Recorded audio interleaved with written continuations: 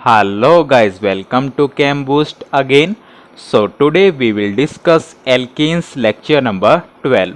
Basically इस lecture में हम कंटिन्यू करेंगे केमिकल रिएक्शंस ऑफ एल्कीन्स को, जिसमें हम फर्दर कंटिन्यू करेंगे ऑक्सीडेशन रिएक्शंस को, जिसमें हम इपोक्सीडेशन और डाईहाइड्रोक्सिलेशन रिएक्शन और कंबशन रिएक्शन को देखेंगे।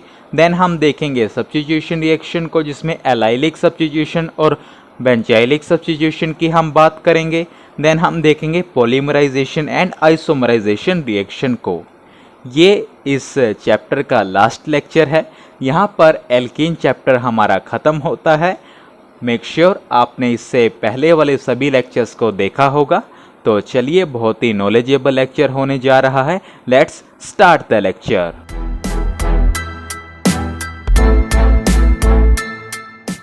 तो चलिए डियर स्टूडेंट्स, अब हम ऑक्सीडेशन रिएक्शंस में नेक्स्ट देखेंगे इपोक्सीडेशन। क्या होते हैं इपोक्साइड्स? बेसिकली हम सेकेंड ईयर में डिटेल में डिस्कस करेंगे। फॉर द टाइमिंग इतना याद रखें कि जो इपोक्साइड्स होते हैं वो साइक्लिक ईथर्स होते हैं, 3 मेंबर्ड रिंग में इक्विलेटरल ट्रायंगल की तरह। रिंग का साइज स्मॉल होने के कारण रिंग में स्ट्रेन आता है, जिसके कारण इस टाइप के ईथर्स हाईली रिएक्टिव होते हैं। इपोक्साइड्स में आइए सबसे पहला पॉइंट देखते हैं। वो ये है कि जब हम एल्कीन्स की रिएक्शन करवाते हैं ऑक्सीजन के साथ Ag एज ए कैटलिस्ट की प्रेजेंस में at 250 degree Celsius to 400 degree Celsius, तो हमारे पास इपोक्साइड फॉर्म होता है। यही हमने यहाँ मेंशन किया है। Alkenes react with oxygen in the presence of Ag catalyst at 250 degree Celsius to 400 degree Celsius to form epoxide। आइए रिएक्शन देखते हैं, थोड़ी और पिक्चर क्लियर होगी। हमने एग्जांपल लिया इथीन का, उसकी रिएक्शन करवाई हमने हाफ फोटो के साथ Ag एज ए कैटलिस्ट की प्रेजेंस में हीट, तो हमारे पास फॉर्म हुआ CH2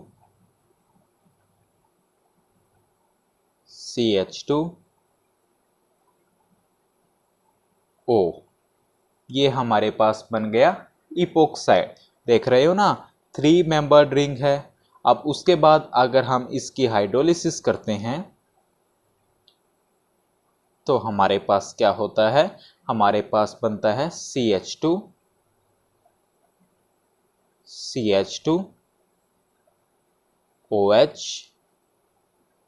OH।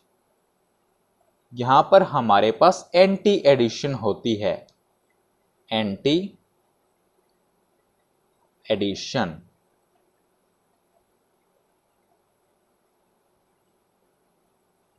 क्लियर हुआ? ये याद रखेंगे कि यहां पर कैसी एडिशन होती है, एंटी एडिशन। नेक्स्ट देखते हैं।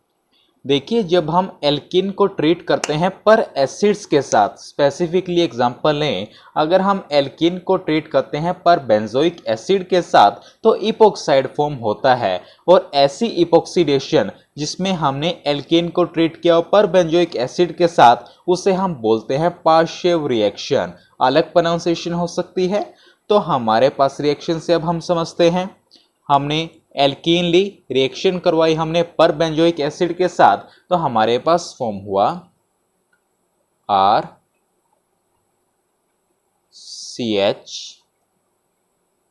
CH2। क्या बन गया? ये इपोक्साइड। साथ में हमारे पास बेंजोइक एसिड बनेगा C6H5COOH।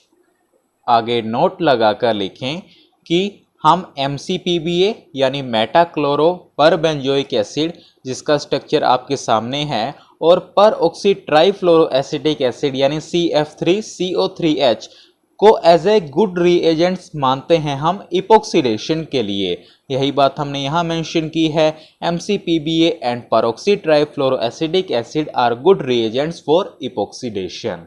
तो ये हमारे पास बात हो गई इपोक्सीडेशन की। आप इसे नोट कीजिए, फिर हम चलते हैं हमारी नेक्स्ट रिएक्शन की तरफ।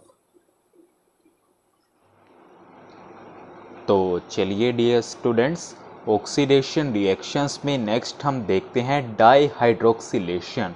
डाईहाइड्रोक्सिलेशन हमारे पास वो प्रोसेस होती है जिसमें हम एल्कीन को कन्वर्ट करते हैं विसिनल डायोल में। बेसिकली हमारे पास जब हम ऑक्सीडेशन करते हैं कार्बन कार्बन डबल बॉन्ड की, तो हमारे पास विसिनल डायोल फॉर्म हो जाते हैं और इसी को हम क्या बोल रहे हैं, डाईहाइड्रोक्सिलेशन। ये हम बेसिकली कुछ मेथड से कैरी आउट कर सकते हैं। किस तरीके से, कौन कौन से मेथड से, आइए वो देखिए। सबसे पहला हम देखते हैं oxidation by Baeyer's reagent. Basically ये हमारे पास एक टेस्ट होता है अगर हमें अनसैचुरेशन चेक करनी हो। बेसिकली जब हम एल्कीन्स को पास करते हैं 1% कोल्ड KMnO4 के डाइल्यूट एल्कली सॉल्यूशन से, जिसे हम बेयर्स रीएजेंट भी बोलते हैं, तो हमारे पास जो पिंक कलर है KMnO4 का वो डीकलराइज हो जाता है और हमारे पास MnO2 के ब्राउन प्रेसिपिटेट मिलते हैं। और हमारे पास जो ये एग्जाम्पल है ये सिन एडिशन का एग्जाम्पल है। यही सब बातें हमने यहाँ मेंशन की है। Alkenes on passing through dilute alkaline 1% cold KMnO4 bears reagent decolorize the pink color of KMnO4 and gives brown precipitate of MnO2. It's an example of syn addition. Example देखते हैं, आपको थोड़ी और पिक्चर क्लियर होगी। हमने कोई भी general alkene ली, basic alkaline already बोल चुके हैं KMnO4, तो हमारे पास यहाँ पर बनेगा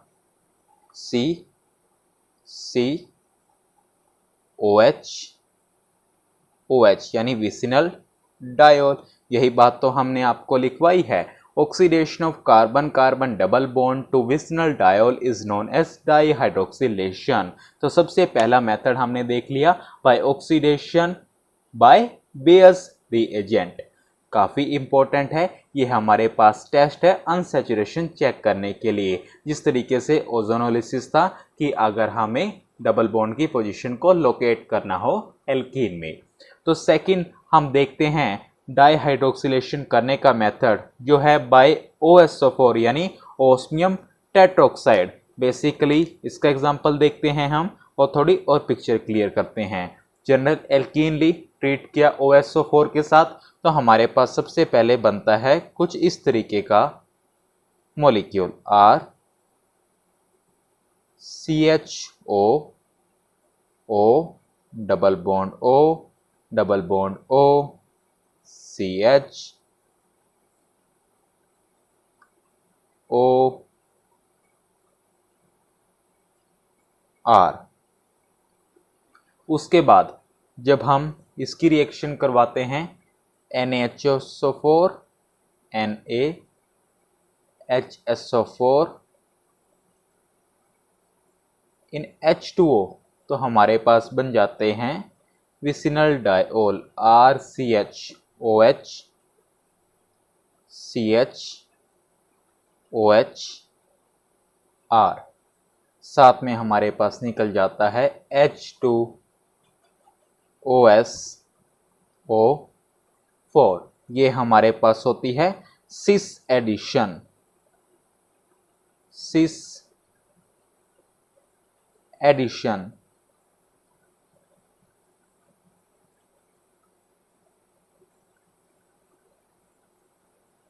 क्लियर हुआ। नेक्स्ट हम देखते हैं बाय परऑक्सी एसिड। ये तो हम देख ही चुके हैं इससे पहले वाले में, जब हम एल्कीन को ट्रीट करते हैं पर एसिड, यहाँ पर हमने लिया हुआ है परऑक्सी एसिड, तो क्या होता है, यहाँ से हमारे पास इपोक्साइड फॉर्म हो जाता है, यानी CCO।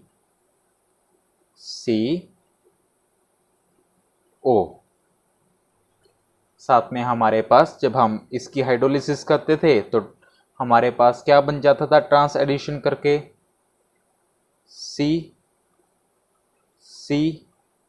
एक को दिखा दो OH ऊपर, ये इससे अलग है, और एक को दिखा दो OH नीचे, क्या बन गए विसिनल डायोल। थोड़ा खुला खुला लिख लेते हैं। हाइड्रोलिसिस की तो हमारे पास बन गया COH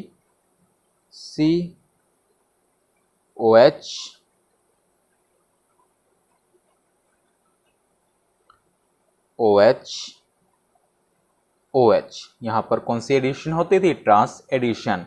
लास्ट है बाय मोस्ट Ag2O।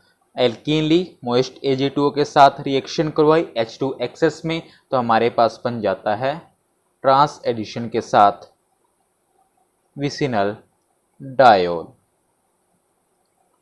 तो ये हमारे पास कुछ मेथड्स थे डाई हाइड्रोक्सिलेशन करने के। क्या होती है डाई हाइड्रोक्सिलेशन? यानी जब हम कार्बन कार्बन डबल बॉन्ड की ऑक्सीडेशन करते हैं तो हमारे पास विसिनल डायोल फॉर्म होते हैं, जिसे हम बोलते हैं डाई हाइड्रोक्सिलेशन।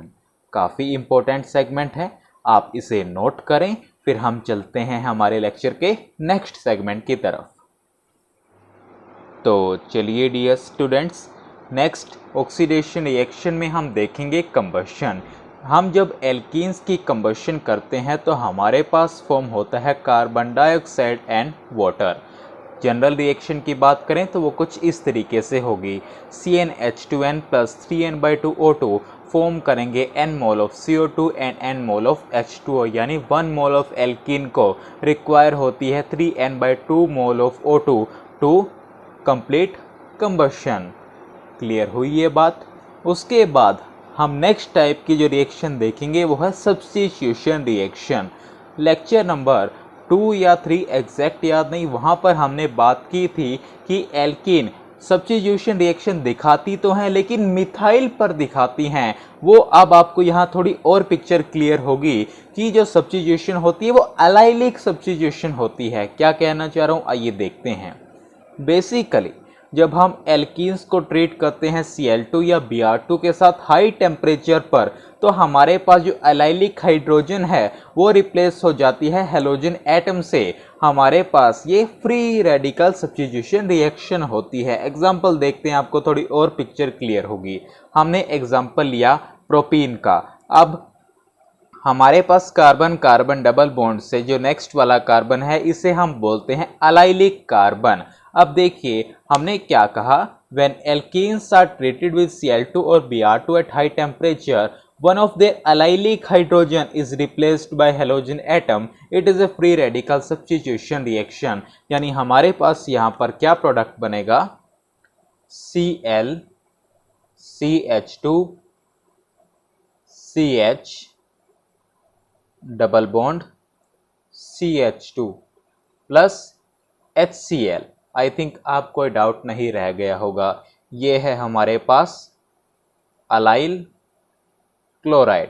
अब अगर आपसे कोई पूछे कि एल्कीन्स क्या सब्स्टिट्यूशन रिएक्शन दिखाती हैं, तो आप बोलेंगे जी दिखाती हैं, लेकिन कहाँ पर दिखाती हैं, अलाइलिक पोजीशन पर। वैसे कौन सी हम पढ़ते आ रहे हैं अभी तक, एडिशन रिएक्शंस। क्लियर हुई होगी ये भी बात। उसके बाद हमारे पास जो एन ब्रोमोसक्सीनामाइड, जिसे हम NBS बोलते हैं, वो एक इम्पोर्टेंट रिएजेंट होता है जिसे हम यूज करते हैं अलाइलिक ब्रोमिनेशन या बेंजाइलिक सब्स्टिट्यूशन के लिए। यही बात हमने यहाँ मेंशन की है। N bromosuccinimide is an important reagent used for the allylic bromination and benzylic substitution. Example देखते हैं। बेसिकली एन ब्रोमोसक्सीनामाइड होता है हमारे पास, अगर मैं आपको उसका स्ट्रक्चर बताऊं तो कुछ इस तरीके से होता है, NBr CH2 C double bond O, ये होता है हमारे पास NBS एन ब्रोमोसक्सीनामाइड। आपको क्वेश्चन कैसे पूछेगा, आपको देगा ये double single double single double, साथ में दे दिया CH3 और साथ में NBS एन ब्रोमोसक्सीनामाइड। तो आपको पता है एन ब्रोमोसक्सीनामाइड इंपॉर्टेंट रिएजेंट है अलाइलिक ब्रोमिनेशन या बेंजाइलिक सब्स्टिट्यूशन के लिए। तो हमारे पास यहाँ पर क्या होगा, कार्बन कार्बन डबल बॉन्ड से नेक्स्ट वाला कार्बन, तो यहाँ पर हमारे पास बन जाएगा। अब ये बेंजीन पर हुई है तो ये होती है बेंजाइलिक सब्स्टिट्यूशन। तो हमारे पास Br आ जाएगा यहाँ पर, CH2Br। तो ये हमारे पास बात हो गई सब्स्टिट्यूशन रिएक्शन इन एल्कीन्स की। अगर हमारे पास कुछ इस तरीके से हो तो कहाँ होगी, एलाइलिक सब्स्टिट्यूशन, यानी कार्बन कार्बन डबल बॉन्ड से नेक्स्ट वाला कार्बन। अगर ऐसे बेंजीन के साथ अटैच्ड हो तो हमारे पास बेंजाइलिक पोजीशन पर होगी, इसे हम बोलते हैं बेंजाइलिक पोजीशन। होपफुली आपको क्लियर हुआ होगा ये कॉन्सेप्ट, तो आप इसे नोट करें। फिर हम चलते हैं हमारे लेक्चर के नेक्स्ट सेगमेंट की तरफ। तो चलिए डियर, आगे हम देखते हैं पॉलीमराइजेशन रिएक्शन को। अभी तक हम ऑक्सीडेशन रिएक्शंस पढ़ रहे थे, देन सब्स्टिट्यूशन रिएक्शंस देखी, अब हम देखते हैं पॉलीमराइजेशन। बेसिकली सेम कंपाउंड के काफ़ी मॉलिक्यूल्स एक दूसरे से जुड़ जाते हैं और एक लॉन्ग चेन मॉलिक्यूल फॉर्म करते हैं, जिसमें हमारे पास एम्पेरिकल फॉर्मूला सेम रहता है। तो जो ये लॉन्ग चेन मॉलिक्यूल जिसमें रिपीटिंग स्ट्रक्चर यूनिट्स आए हैं उसे हम बोलते हैं पॉलीमर, और जो स्टार्टिंग मॉलिक्यूल है उसे हम बोलते हैं मोनोमर, और जो प्रोसेस होती है वो होती है पॉलीमराइजेशन। क्या कहा मैंने, आइए समझते हैं। देखिए हम एग्जांपल लेते हैं पॉलीविनाइल क्लोराइड का यानी पीवीसी का।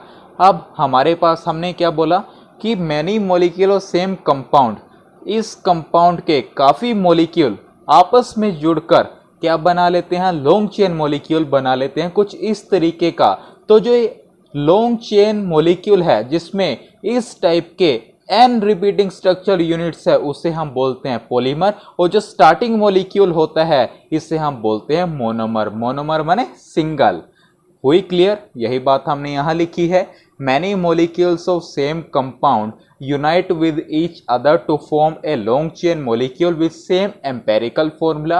This long chain molecule having repeating structural units is called polymer and the starting molecule as a monomer, और जो प्रोसेस है उसे हम क्या बोलते हैं, पॉलीमराइजेशन। उसके बाद हम देखते हैं आइसोमराइजेशन। बेसिकली जब हम एल्कीन को हीट करते हैं 500 degree Celsius to 700 degree Celsius पर, और किसकी प्रेजेंस में, AlCl3 यानी एल्यूमिनियम क्लोराइड या Al2SO4 थ्राइस यानी aluminium sulphate as a catalyst की प्रेजेंस में, तो हमारे पास जो रिएक्शन होती है उसे हम बोलते हैं आइसोमराइजेशन। अब एग्जांपल लेते हैं हम 1-ब्यूटीन का। हम क्या करते हैं, इसे हीट करते हैं, कैटलिस्ट ले सकते हैं कोई भी, तो हमारे पास आइसोमराइजेशन रिएक्शन होकर बनता है CH3CH डबल बॉन्ड CH3, ये है हमारे पास 2-ब्यूटीन। साथ में हमारे पास बनता है आइसोब्यूटाइलिन CH3CH डबल बॉन्ड CH2CH3, ये है हमारे पास आइसोब्यूटाइलिन। ये है हमारे पास आइसोमराइजेशन रिएक्शन। तो it is all about today. एक बार समराइज करते हैं हमने क्या क्या किया। सबसे पहले हमने हमारी बची हुई ऑक्सीडेशन रिएक्शंस को किया, जिसमें सबसे पहले हमने देखी इपॉक्सीडेशन, देन हमने देखी डाईहाइड्रोक्सिलेशन, देन हमने कंबशन को देखा। उसके बाद हमने सब्स्टिट्यूशन रिएक्शन को देखा, जिसमें हमने एलाइलिक सब्स्टिट्यूशन और बेंजाइलिक सब्स्टिट्यूशन के बारे में बात की। NBS काफ़ी इंपॉर्टेंट रिएजेंट है, किसके लिए, एलाइलिक ब्रोमिनेशन या बेंजाइलिक सब्स्टिट्यूशन के लिए। उसके बाद हमने देखी polymerisation reaction and then isomerisation reaction. यहाँ पर आपका जो ये एल्कीन चैप्टर है ये कंप्लीट होता है। होपफुली आपने इस सीरीज़ को बहुत इंजॉय किया होगा। आप अपने फ्रेंड्स के साथ भी इन लेक्चर्स को शेयर करें। तो चलिए, till next video, keep learning, keep growing.